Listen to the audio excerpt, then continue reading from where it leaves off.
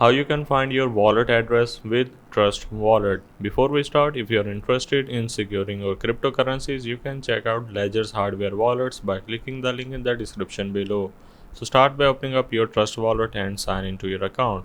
Now, if you want to find your wallet address of any kind of asset that you own in your Trust Wallet, so what you're gonna need to do is to simply search for any of the asset that you want to go with, or you can simply click on manage crypto on the top right and make sure to select any network that you have in your account.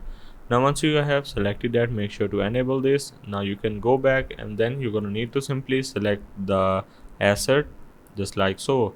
Now I need to click on the receive button and there you have it, but make sure to see the network which is going to be on the top of your screen. In this case it is BEP20. Otherwise, if any other asset selected or network selected, the assets will be lost to some other account. So you need to make sure to keep this point in mind whenever you click any asset. This is going to give you a disclaimer on the top of your screen what kind of network it's supporting. So hope this helps. This is how you can find your wallet address with your Trust Wallet.